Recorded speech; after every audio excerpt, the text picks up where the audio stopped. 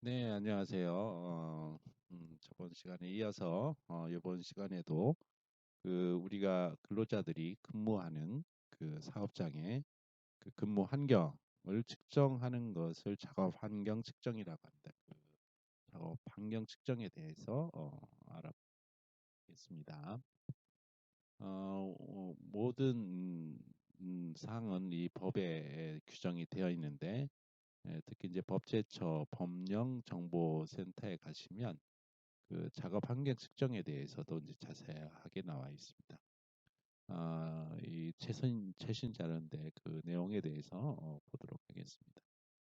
작업 환경 측정 및 정도 관리 규정. 이 정도 관리라고 하는 것은 영어로 퀄리티 컨트롤이라고 이렇게 이야기하는데 작업 환경을 측정한 데이터가 얼마나 신뢰성이 있는지에 대한 그러한 검사하는 것을 퀄리티 컨트롤이라고 이렇게 합니다.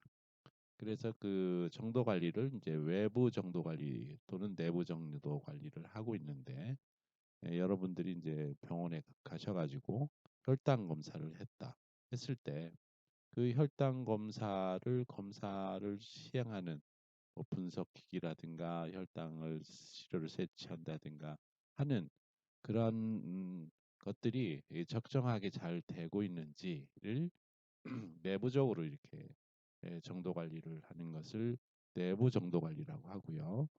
또 외부 시험기관에 의뢰를 해서 또는 법적으로 이렇게 규정이 되어 있습니다. 그래서 병원에서 검사하는 대부분의 것들이 이런 정도 관리를 받는데 언노운 샘플을 받아서 그 샘플에 대한 혈당 값을 측정해서 보냈을 때 그 측정 값이 얼마나 허용무치 안에 들어가 있는지를 검사를 하게 됩니다. 이런 것들을 외부 정도 관리입니다. 어, 작업 환경 측정도 마찬가지로 만약에 톨루엔 검사 정도 관리 검사 시행 기간만 알고 있겠죠. 그런 샘플들을 뭐 혈중납처럼 공기 중에 납 샘플을 보냈을 때 그 적정 범위에 있는지 없는지를 이제 검사를 하게 되겠습니다. 그래서 거기에 만약에 불합격이 되면 연속해서 두 번 연속해서 했는데도 불합격이 됐다 그러면 기관을 취소하는 강력한 조치를 하는 것이 정도 관리 규정이 되겠습니다. 산업안전보건법에서는 그 시행령 또는 뭐 규칙 이런 데 이제 정해 놨는데 거기에 작업환경 측정, 노출 농도 측정, 지정기관의 지정 및 정도 관리에 대한 제반 사항을 규정을 하고 있다라고 이렇게 되어 있습니다. 시행은 2009년 2월 13일 날 시작을 했고 그리고 2009년 2월 13일 일부 개정을 했습니다. 여기에 보시면 이제 용어 정의가 이렇게 나와 있는데 액체 채취 방법 해가지고 시료가 공기 중을 액체 중을 통과시키면서 액체 표면과 접촉시켜 용해, 반응, 흡수, 충돌을 일으켜가지고 시료를 채취하는 것이 되겠습니다. 보통 공기 중에 있는 녹수나 석스를 측정할 때 많이 쓰고 있고요. 이런 방법을 액체 채취 방법이라고 합니다. 액체 채취 방법에 쓰는 건 인핀저라고 그래서 이제 또는 버블러라고 해서 이게 액체니까 왔다 갔다 해요. 그래서 대부분 사람한테 채우지는 않고 어, 지역 시료로 이렇게 측정을 많이 하고 있습니다.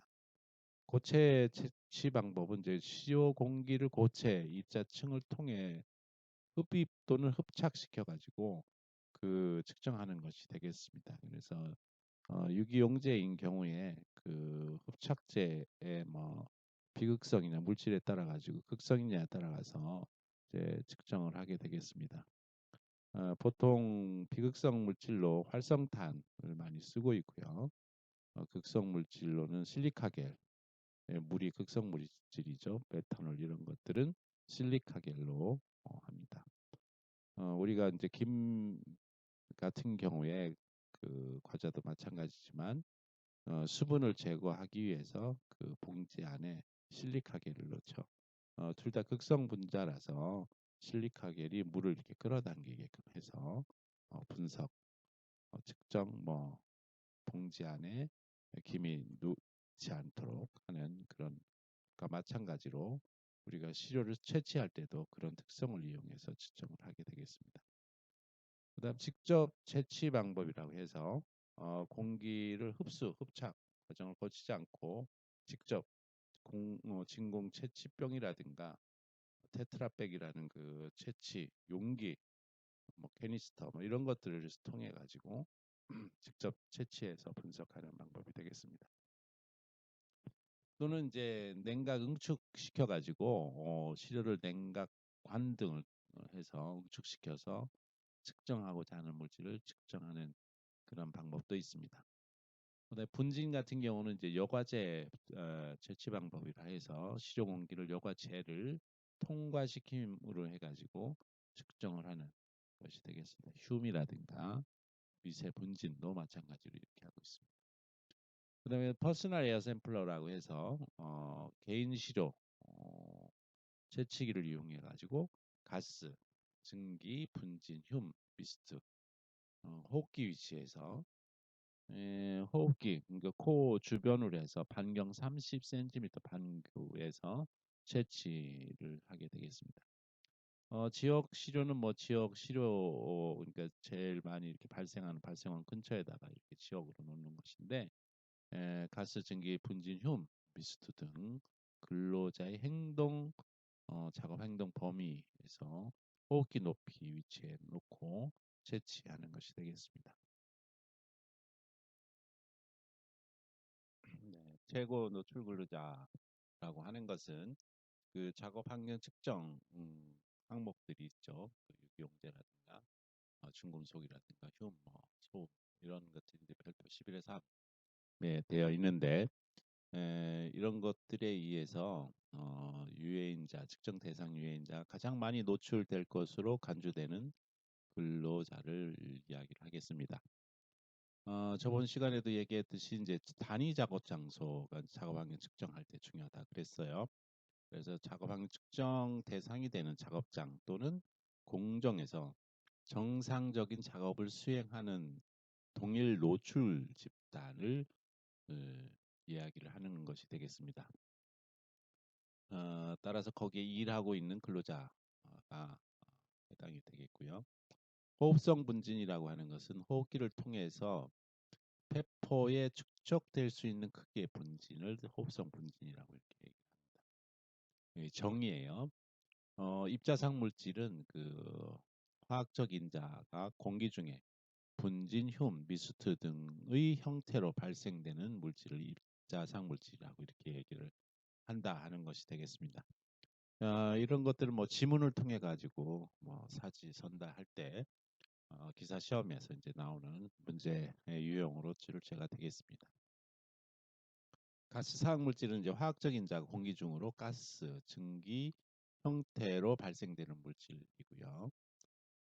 정도 관리는 퀄리티 컨트롤이라고 했어요. 그래서 작업 환경 측정 분석치에 대한 정확성과 정밀도를 확보하기 위해서 지정 측정 기관 이게 이제 법적으로 지정을 하게 되겠습니다. 그래서 옛날에는 그 기사 1급 자격증 다시 말해서 산업 기사가 아니고 그냥 기사 자격증을 가신 분이 5년 이상의 근무를 했으면 이러한 지정 측정 기관을 차릴 수가 있었어요. 근데 지금은 산업위생 기술사였지만 이런 지정 측정 기관을 운영을 할 수가 있습니다. 다시 말해서 산업위생 기술사를 취득을 하시면 이런 작업 환경 측정 기관을 차려서 운영을 할 수가 있겠습니다. 여러분들도 이렇게 자영업을 할 수 있는 것이죠. 자격증을 가지고 작업 환경 측정 분석 능력을 평가하고 그 결과에 따라서 지도, 교육, 기타 측정 분석 능력 향상을 위해서 행하는 모든 관리적 수단을 정도 관리라고 이렇게 얘기를 합니다. 정확도라고 하는 것은 뭐냐면 분석치 값이 그 참값에 얼마나 접근하였는가.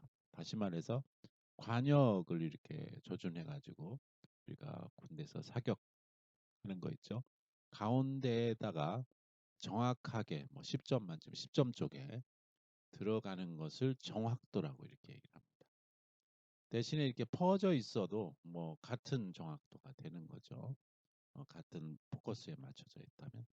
정밀도라고 하는 것은 반복 측정 분석을 했을 때 그 분석치 값이 변동이 적은 거를 정밀도라고 합니다. 다시 말해서 우측으로 해가지고 뭐 벗어났는데 그 탄착 지점이 총으로 했으면 탄착 지점이 동일하게 계속 쏴도 거기에 이제 계속 가서 어, 표적을 맞추는 거죠. 그렇지만 정확도하고는 또 개념이 틀린 거죠. 정밀도는 계속 반복해서 거기에 분석 값이 계속 나오는 경우가 되겠습니다. 그래서 좋은 분석이라고 하는 것은 정확도하고 정밀도가 높아야 될 것으로 생각이 됩니다. 제2편 법에 그 작업 환경 측정 시기가 있어요. 그래서 측정 시기는 측정 횟수가 6개월에 1회 이상 해야지 된다 하는 거예요. 그래서 전회 측정한 날로부터 6개월에 한 번씩 하면 3개월 정도의 이상 이렇게 텀을 줘야 된다 하는 것이 되겠습니다. 중간쯤 정도에 이렇게 해야 되겠다. 측정 횟수가 3개월에 1회 이상인 경우에는 45일 정도 이렇게 해서 텀을 둬서 3개월의 간격을 두고 측정할 수 있도록 이렇게 해야 되고 1년에 1회 측정할 경우는 이제 6개월 정도 이렇게 텀을 둬야 된다 하는 것이 되겠습니다.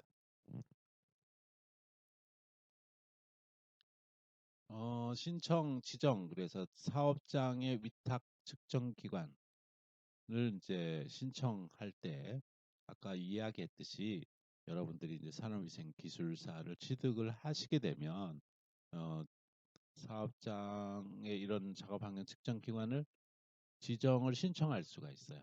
그래서 그 노동 관서에다가 고용노동부죠. 여기다가 서식에 맞춰서 어떻게 영업을 하고 직원은 누구 뽑고 두 사람만 더 뽑으면 됩니다. 산업위생사 두 분 해도 되고요. 산업위생사에다 분석할 수 있는 분석 요건, 뭐 화학 분석화학 시험을 시간에 그런 이수한 그런 분석에 대한 능력 있는 사람, 산업위생사가 해도 됩니다. 그래서 산업위생사, 산업기사 2명 정도를 더 뽑고 여러분들이 이런 지정 사업장 작업학년 측정 기관을 지정받을 수 있겠습니다. 저번 시간에 얘기했듯이 이제 사업장에서 일반적인 특성을 조사하는 데 예비조사 가서 한다 그랬어요. 그래서 측정 시료를 갖다 계획을 이제 어떻게 샘플링을 할 건지 분진이 많이 날리는 건지 소음이 많은지 뭐 이런 것들에 대해서 해야 되겠죠. 이런 예비조사를 바탕으로 해서 유량을 이제 보정을 한다 그랬습니다. 그래서 유량을 뭐 샘플링하는 기계에 따라 가지고 그 그런 걸 프리 캘리브레이션, 포스트 캘리브레이션 해서 시료 채취 전후의 평균값하고 채취량 가지고 분석을 하게 되겠습니다. 그래서 그 자료 시료 분석 결과하고 총 공기 유량으로 해서 총 어느 정도의 공기 중 농도가 되는지 허용치를 넘었는지 안 넘었는지 이런 것들을 평가, 이밸류에이션을 한다고 이제 말씀을 드렸죠. 시료 채취 계획 수립을 할 때 그 허용 기준 초과 여부 뭐 이런 것들이라든가 를 하는데 굉장히 중요한 법적인 허용 초과 여부를 하는 것이 중요하죠. 그래서 근로자를 보호하는 데 이제 목적이 되겠습니다. 퍼스널 모니터링 하는 게 이제 주요라 그랬어요. 그래서 어깨 중심으로 30cm의 반구 또는 어깨 전방으로부터 6에서 7인치의 반구 안에 우리가 샘플러를 놓고 개인 시료를 보통 하는데 지역 시료는 액체 시료라든가 또는 백그라운드 컨센트레이션 농도를 측정하기 위해서도 많이 한다 그래 이야기를 했습니다. 그래서 동일 노출 그룹이 중요한데 호모제니어스 익스포저 그룹이라고 얘기를 했어요. 그래서 그것에 따라서 측정을 하도록 이렇게 되어 있습니다. 시료 채취 시간이 중요한데 보통 채취량을 정하는 것은 최저 정량 한계 또는 공기 중 예상 농도, 채취 유량 이런 것들을 복합적으로 이제 고려를 해야 됩니다. 만약에 고농도로 이렇게 발생이 될 것 같다 이렇게 생각이 되시면 이 샘플링 시간 타임을 이제 짧게 잡아야 됩니다. 왜냐하면 파과가 일어날 수가 있어요. 파과는 유기용제인 경우에 전층하고 후층이 있는데 전층에 이제 활성탄 같은 경우는 한 100mg, 후층에 50mg이 있는데 전층에서 톨루엔이 나왔는데 그 전층에 톨루엔 나온 양의 후층에 전층, 후층 따로따로 분석을 하는데 후층의 암양의 10분의 1 이상 나오면 그 샘플은 이미 그 후층까지 지나가서 측정을 다시 말해서 공기 중에 있는 것을 다 흡착하지 못하고 지나가기 때문에 파과됐다고 이렇게 얘기를 합니다. 다시 말해서 측정이 제대로 되어 있지 않다라고 평가를 하는 거죠. 그래서 이런 파과가 일어나지 않도록 샘플링 할 때 시간을 적정하게 정해야 됩니다. 우리가 실린 값이라고 하는 그런 것도 마찬가지로 실린 값을 막 초과해서 샘플링 많이 하게 되면 이것도 그 값으로 쓸 수가 없겠죠. 즉 이런 것들을 고려해서 채취 용량을 정해야 되고 또 8시간 허용치를 초과할 수 있을 정도로 이렇게 또 샘플링하면 안 되겠죠. 그래서 TWA 채취 용량을 또 고려를 해서 최소한으로 채취할 용량을 결정을 해서 자주자주 이렇게 갈아서 이렇게 해야 됩니다. 만약에 이제 저농도로 이렇게 되어 있으면 그럴 경우에는 이제 그렇게 안 해도 되겠습니다. 네, 예비조사에서 측정 계획서 작성하는 내용이 산업안전보건법 제17조에 관련해서 있습니다. 이 규칙 그 93조 제3항 1항 1호의 규정에 따라 가지고 예비조사를 할 때 그 포함되어야 할 측정 계획서가 되겠습니다. 원재료의 투입 과정부터 최종 제품 생산 공정까지의 주요 공정 및 도식을 제일 처음에 이렇게 그려놓고요. 그리고 필요하면 거기에 이제 포인트마다 근무자 그리고 근무자 동일 노출 그룹을 비례해서 5명당 1명 1개씩 샘플러를 샘플링한 위치를 표시하는 것이 좋습니다.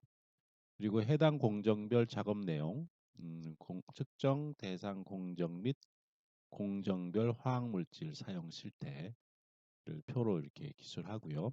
그 다음에 측정 대상 유해인자에 대한 발생 주기, 그리고 근로자, 근로자, 종사 근로자에 대한 현황, 몇 명이 근무하는지, 그리고 유해인자별 측정 방법하고 측정 소요기관 등 필요 사항을 측정 계획서에 이제 작성을 하게 되겠습니다. 측정 기관이 전에 측정 실시한 사업장으로부터 공정 및 취급인자 변동이 없는 경우에는 그 서류상으로 예비조사를 할 수 있다 이렇게 되어 있습니다. 측정 시간은 저번서부터 얘기했지만 8시간인데 점시간이 이렇게 꼭 껴있죠. 그래서 식사 전에 이제 3시간, 식사 후에 3시간 이렇게 해서 연속 측정하는 그것으로 이제 측정을 하게 되겠습니다. 일일 작업 시간 중에 대상 물질의 발생 시간이 6시간 이하이거나 불규칙 작업으로 6시간 이하 작업 또는 발생원에서 발생 시간이 간헐적인 경우에는 발생 시간 동안만 측정하도록 이렇게 되어 있습니다.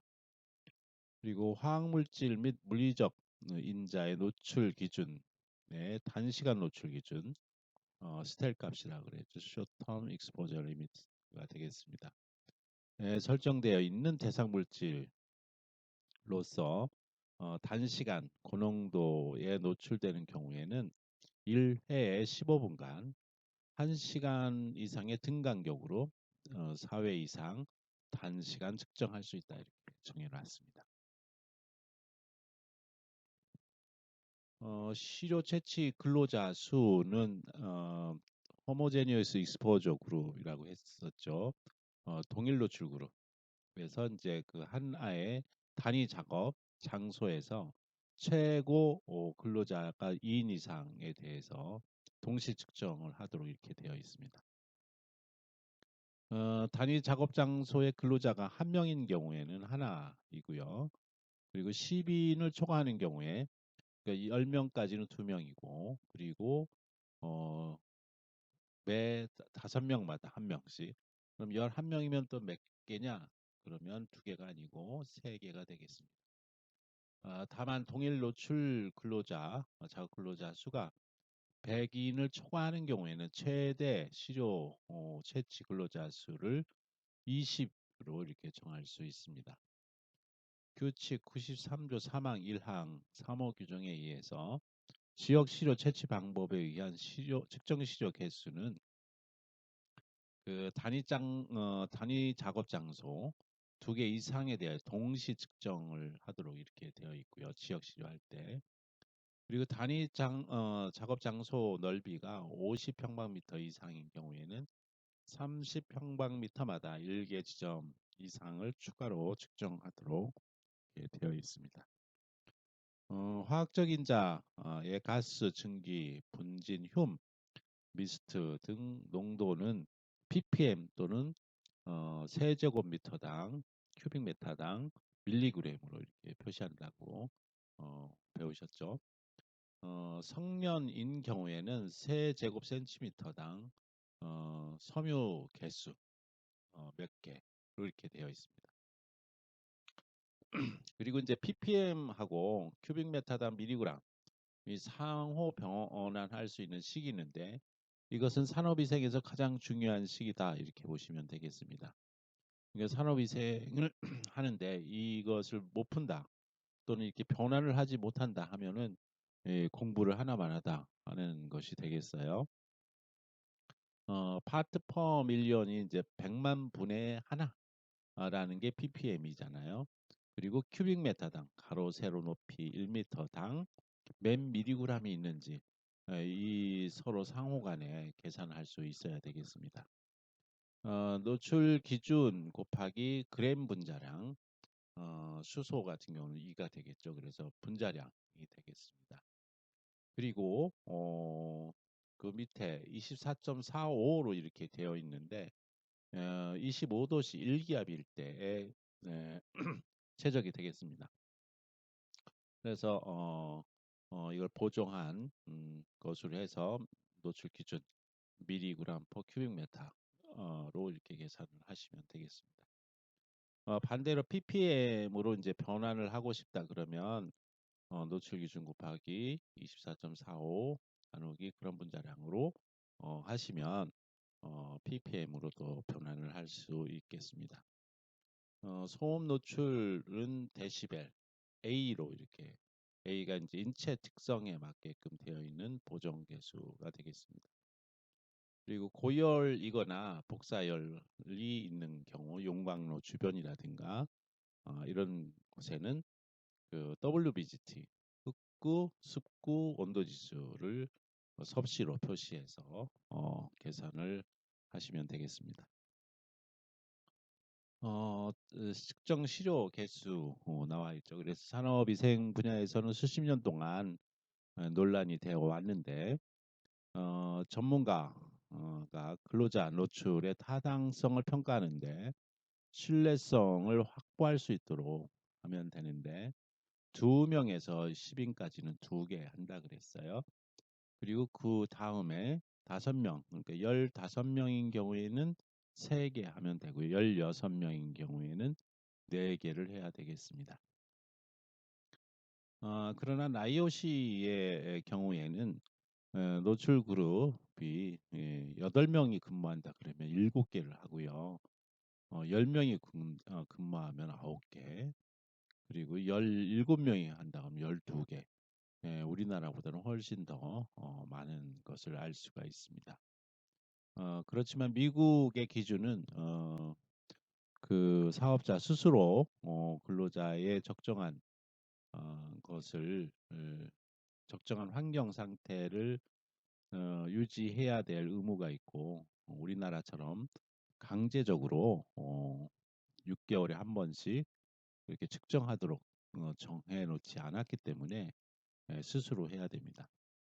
그러나 만약에 직업병이 발생을 하게 되면 산업위생 전문가들이 투입이 돼서 이 기준에 맞춰 측정을 하게 되고 그에 따른 과태료라든가 이런 것들이 굉장히 무섭기 때문에 스스로 잘 지키고 있는 것으로 알고 있습니다. 우리나라도 컨설팅으로 많이 앞으로는 바뀔 것으로 예상이 되고요. 여러분들이 이제 산업위생 기술사를 취득하시게 되면 이런 업을 개업을 해서 하실 수도 있을 것으로 생각이 됩니다. 미국의 경우에는 주마다 법이 다 틀리긴 하지만 주마다 허가를 받아야 되기도 합니다. 뭐 한 주가 우리나라만 하니까 그런 경우에 예, 미국의 변호사보다 산업위생사가 수입이 더 높다고 이렇게 되어 있습니다. 여러분들도 산업위생사, 국제산업위생사, 특히 미국 산업위생사에 한번 도전하셔서 취득을 하시고 해외에 진출을 하시는 것도 좋은 방법이 아닌가 이런 생각을 해봤습니다.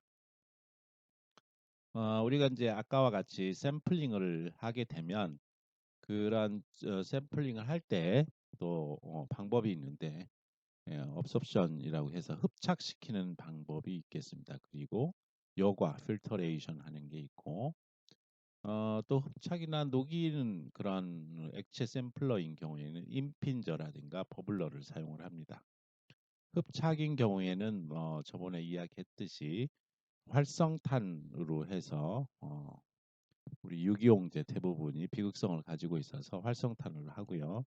그 중에 메탄올과 같이 극성인 물질인 경우에는 실리카겔을 사용을 하겠습니다. 그리고 분진이라든가 공기 중에 어, 부유하고 있는 입자상 물질인 경우 이런 경우에는 여과를 하게 되겠습니다. 그 여과된 여지를 분석을 해서 중량으로 한 것은 분진의 무게가 측정이 되고 그 측정한 다음에 거기에 이제 흉이라든가 이런 것들도 분진의 무게로 측정을 하고 그 다음에 그 속에 있는 그 중금속을 완전히 회화시켜서 원자 흑광 광독이나 ICP로 중금속을 분석하는 것은 이제 공기 중에 중금속 함량을 측정하는데 이런 분석 방법을 쓰겠습니다. 그다음에 공시료라고 이렇게 되어 있는데 공으로 된 시료가 아니고 블랭크를 만들기 위한 시료입니다. 그래서 현장에서 측정 때와 똑같이 오픈을 시켜서 똑같은 방법으로 시료를 채취한 것처럼 해서 채취하지는 않습니다. 열었다가 이제 닫는 거고요. 그 다음에 실험실로 옮겨서 분석을 똑같이 진행한 다음에 나온 값에 그러니까 측정 분석한 값에서 이 공시료 값을 빼주게 됩니다. 그래서 측정 오차라든가 분석 오차를 줄이기 위하여 공시료를 꼭 하도록 이렇게 되어 있습니다. 그리고 채취 기구의 유량을 보정하는데 캘리브레이션 한다 그랬죠. 그래서 측정 전에 캘리브레이션을 해서 유량이 3번 측정해서 평균값으로 유량이 어느 정도 되는지 그리고 샘플링 한 다음에 또 측정을 해서 또 어느 정도의 유량이 되는지를 측정을 3번 한 다음에 전후를 평균을 해서 총 샘플링한 유량으로 이제 받겠습니다. 그래서 이 유량은 측정 시간과 곱하게 되면 총 공기량이 되기 때문에 샘플링된 양이 되기 때문에 대단히 중요한 의미를 가지게 되겠습니다. 그 다음에 시료를 확인하고 자료처를 잘 해야 됩니다.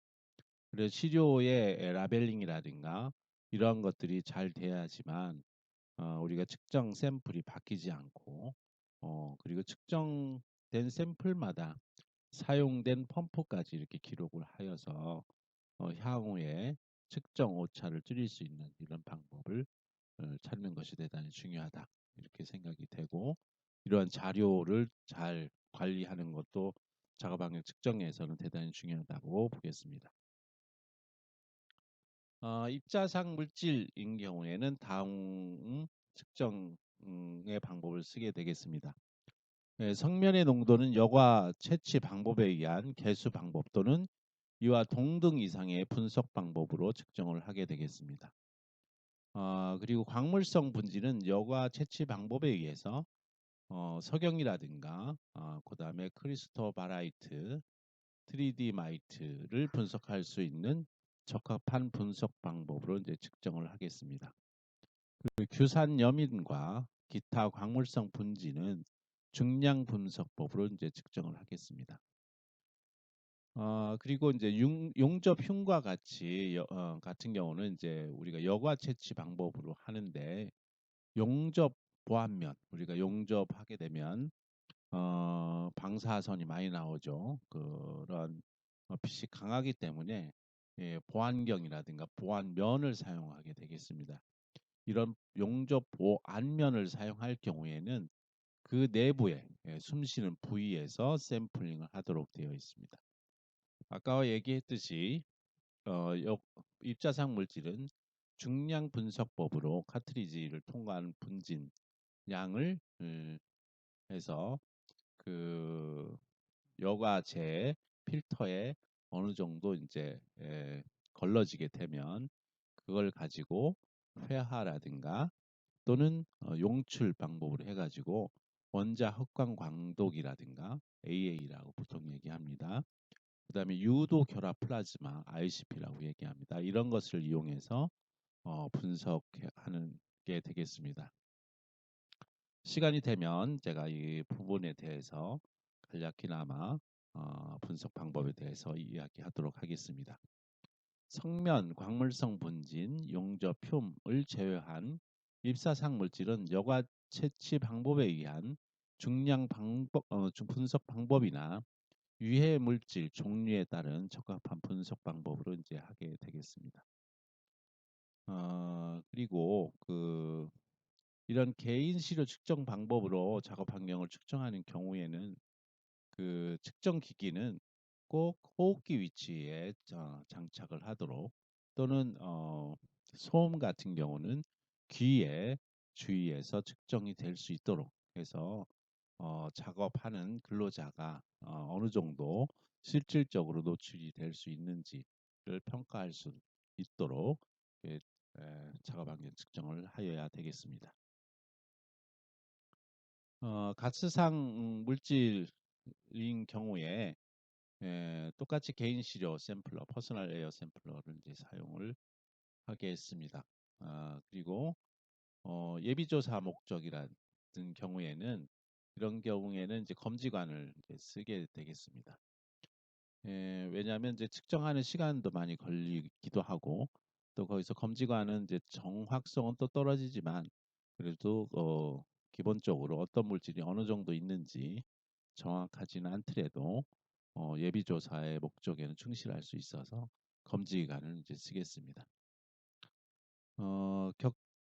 자격자가 해당 사업장에서 검지관 방식으로 측정을 실시하는 경우에는 사업자는 2년에 1회 이상 사업장 위탁 측정 기관에 의뢰해서 측정을 실시할 수 있도록 이렇게 되어 있고요.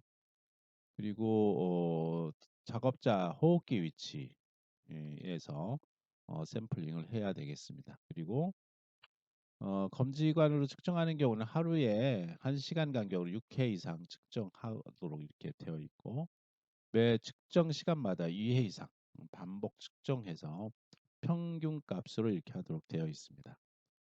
그리고 물질의 발생 시간이 6시간 이내일 때에는 작업 시간 동안 1시간 간격으로 나누어서 이제 측정을 하도록 이렇게 해놨습니다. 소음이라는 것은 이제 보통 소음계를 쓰는데 누적 소음 노출량 측정기 또는 적분형 소음계 이런 것들로 이제 할 수 있도록 이렇게 되어 있고 등가 소음 레벨이라고 이렇게 얘기하는데 소음 발생이 1초 미만으로 이렇게 돼야 됩니다. 근데 이상이 되면 이제 충격음이 되겠죠. 그래서 1초 미만 발생하는 것을 연속음이라고 이렇게 얘기를 합니다.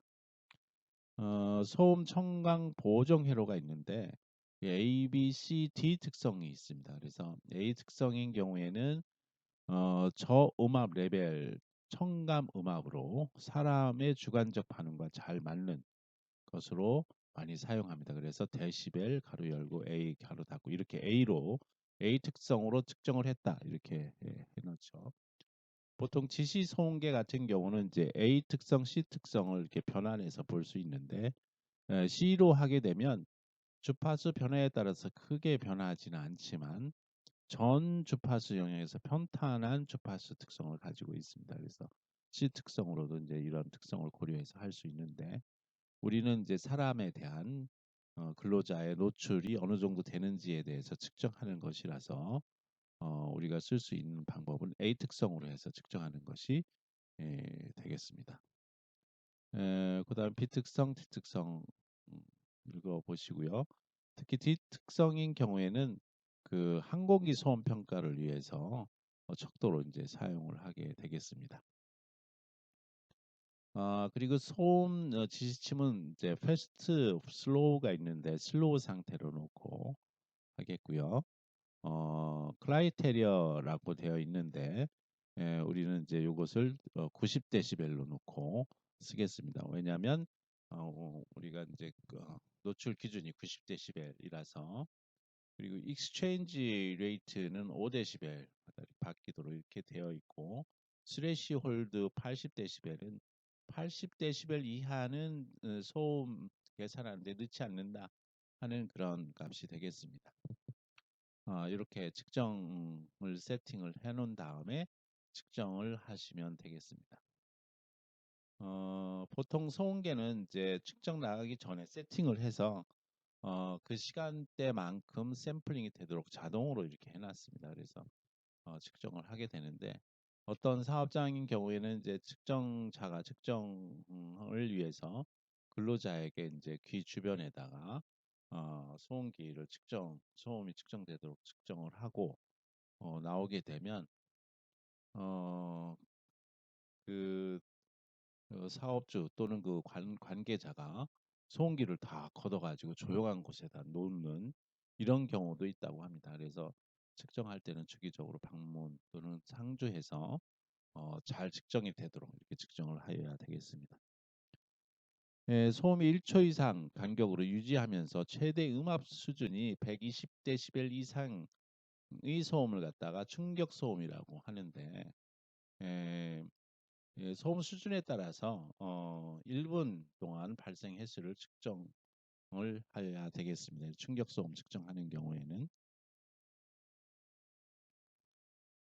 고열 작업인 경우에 측정하는 데 있어서 근로자 작업 행동 범위 내에서 주 작업 위치 바닥면으로부터 50cm 이상 그리고 150cm 이하의 위치에서 측정을 하여야 되겠습니다. 그래서 습구 온도, 흑구 온도가 있는데 0.5도 간격의 눈금 있는 아스만 통풍 습도계 그 팬이 이렇게 달려 있습니다. 그래서 어, 건구는 그냥 있고 습구에는 이제 증류수를 이렇게 묻힌 솜이 이렇게 붙어져 있습니다. 그래서 어, 팬이 이렇게 돌아가니까 그 작업장의 온도에 즉각적으로 이렇게 대응을 할 수가 있습니다. 측정 시간은 아스만 통풍 습도계는 25분 이상 그리고 자연 습구 온도계는 5분 이상 이렇게 측정하도록 이렇게 되어 있고요. 직경이 5cm 이상 되는 흑구 온도계 오른쪽 그림 상단에 보시면 까만 구처럼 되어 있는데 이게 이제 흑구 온도계가 되겠습니다. 그래서 직경이 15m, cm 이상 되는 거는 25분 이상 이렇게 측정을 해야 되고요. 7.5cm인 경우에는 또는 5cm일 경우에는 5분 이상만 해도 그 흑구의 온도가 충분히 측정이 됐다라고 하는 거죠. 그래서 이 흑구는 까맣게 되어 있기 때문에 그 옆에서 또는 영광로에서 발생하는 그 복사열을 흡수하여 온도를 올려주기 때문에 그런 특성을 이용한 고열 측정 장비가 되겠습니다. 그래서 보통 WBGT라고 이렇게 얘기를 하고요. 오른쪽은 이제 측정 시간하고 WBGT에 나온 시간 이것하고 총 시간으로 나누어지게 되면 시간 가중 평균과 같이 WBGT의 시간 가중 평균치가 나오겠습니다. WBGT는 이제 옥 외에 있을 때 또는 태양광선이 내리쬐는 장소겠죠. 또는 옥 내 태양광선이 내리쬐지 않는 장소에 따라 가지고 계산식이 틀립니다. 그래서 가끔가다 이제 시험 문제에 많이 나옵니다. 그래서 자연 습구 곱하기 0.7 더하기 흑구 온도계 0.2 더하기 공구 온도계 0.1을 곱해서 다 더하게 되면 WBGT가 나오고요. 그 다음에 태양광선이 내리쬐지 않는 장소 실내인 경우에는 0.7 자연 습구 온도, 흑구 온도 0.3을 곱한 거를 더하게 되면 WBGT가 나오겠습니다. 이런 경우는 이제 각각인 경우에 이제 이렇게 되고요. 자동으로 또 WBGT가 옥내냐 옥외냐를 선택을 해서 위에 있는 오른쪽 상단에 있는 것으로도 바로 측정이 바로바로 나올 수 있습니다. 그래서 그 값을 읽으시면 되겠습니다. 일일이 계산 안 하셔도 되겠습니다. 입자상 물질 농도가 되겠는데 8시간의 평균 농도 6시간 이상 연속 측정한 경우에는 이 시간 동안에 입자상 물질이 측정 시간보다 현저히 낮거나 입자상 물질이 발생하지 않는 경우에는 6시간의 농도를 가지고 이제 평균 농도로 해서 측정을 하시면 되겠습니다. 일일 작업 시간 6시간 이내 측정한 경우에는 입자상 물질의 농도, 측정 시간, 시간 가중 평균치를 산출해서 평균 농도를 하고 8시간 가중 평균, 8시간 작업 시간 평균 농도로 이렇게 하게 되겠습니다. 그런데 이제 8시간이 이제 넘어가는 경우가 이제 문제가 좀 많이 되는데 10시간 잔업을 2시간 해서 10시간 하게 되겠다 이렇게 되면 급성 중독 물질인 경우에는 8시간 노출 기준 TLV 값이 있죠. 그거 곱하기 8 나누기 10이 되겠습니다. 만약에 이제 크로닉한 그 톡식시티가 있는 만성 중독 물질인 경우에는 8시간 노출 기준 곱하기 44 나누기 그때 주당 근무한 시간 수를 더해주면 나눠주면 되겠습니다. 소음 누출 수준을 평가하는 데 있어 가지고 작업 시간 1시간 간격으로 나눠서 6시간 이상 소음 수준을 이제 측정한 경우에 이를 평균해서 8시간 작업 시 평균 소음 수준으로 이렇게 하게 되겠습니다.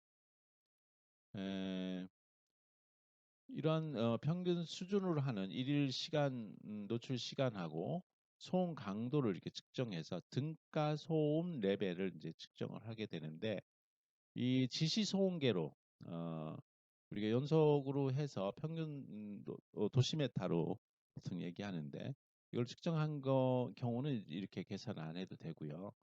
혹시 이제 지시 소음계로 이제 측정할 수밖에 없는 경우일 때는 등가 소음 레벨을 적용할 경우에 오른쪽 식처럼 이렇게 나옵니다. 산업위생 기사 시험 볼 때 가끔 시험 문제에 많이 제출이 되는 문제로서 우리가 이제 시간마다 측정을 이렇게 하게 되겠죠. 그래서 그때 이제 시간 값을 가지고 우리가 보정을 하거나 등가 소음 레벨로 이제 하는 경우가 되겠습니다. 그래서 LEQ 데시벨 A로 이렇게 되어 있는데 우리가 이제 지시 소음계도 A 특성으로 이제 측정을 하게 되겠습니다. 그래서 16.61 로그 하시고 n 곱하기 10에 이게 이제 지시 소음계 소음 수치가 되겠습니다. 그래서 A 특성으로 한 LA1 나누기 16.61 분으로 해서 계산을 하시고 그 다음 또 지시 소음계를 측정했으면 또 그렇게 계산을 한 다음에 각 시간 값이 있죠. 각 소음 레벨 측정치 발생 시간의 합으로 해서 나눠주게 되면 LEQ가 이제 나오게 되겠습니다. 이렇게 시간 가중 평균 소음 수준을 환산해서 쓰도록 이렇게 되어 있습니다. 누적 소음 노출량 퍼센트로 해가지고 시간 평균 소음 수준을 계산하는 그런 방법은 식6이 이제 되겠습니다. 이렇게 두 가지로 해서 하는데 시험에 이제 나오는 경우에는 식5로 되어 있는 것으로 시험에 많이 나오고 있습니다. 측정 농도를 평가해가지고 그거에 따라서 평가까지 이렇게 내리게 되는데 사업주는 33조 내지 37조 규정에 의해서 측정 농도를 하였을 때는 가능한 한 다음 표 같이 이제 조치 강구를 해야 돼요. 그러니까 노출 기준 미만일 때는 이제 뭐 현재 작업 상태를 유지하면은 되는데 노출 기준 초과했다 이랬을 때가 이제 중요하겠죠. 그래서 시설이라든가 설비 등에 대한 개선 대책, 공학적 개선 대책이라고 합니다.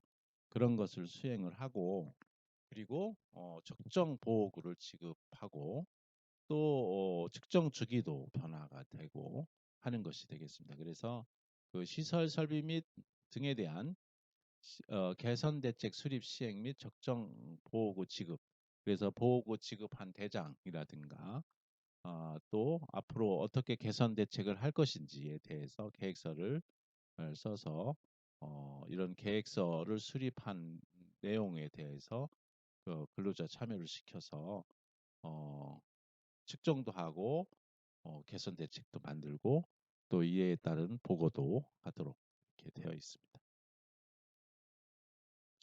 오늘은 그 작업 환경 측정에 대해서 개괄적으로 배웠고요. 그 다음으로는 이제 작업 환경 측정, 측정 기기라든가 이런 것들도 이제 볼 수 있도록 하고요. 그리고 그 측정한 값을 분석하는 분석에 대한 내용도 알아보도록 하겠습니다. 우리가 주로 이제 많이 쓰는 것은 가스 크로마토그래피를 많이 쓰고요. 때에 따라서는 이제 HPLC라고 해서 액체 크로마토그래피도 많이 사용을 하고 있습니다. 또 다른 하나 또 사용하는 것은 또 아까 중금속 분석할 때 이제 썼던 AA 원자 흑광 광도계라고 하는 그런 방식과 또는 ICP라고 해서 인덕티비티 커플드 플라즈마라고 하는 그러한 ICP 요즘에는 이제 ICP를 많이 쓰는 추세입니다. 그래서 이런 기기에 대한 분석 원리하고 특성이라든가 장단점 이런 것들이 또 시험에 많이 나오기 때문에 그런 것까지 해서 보도록 하겠습니다. 긴 시간 동안 수고 많으셨습니다.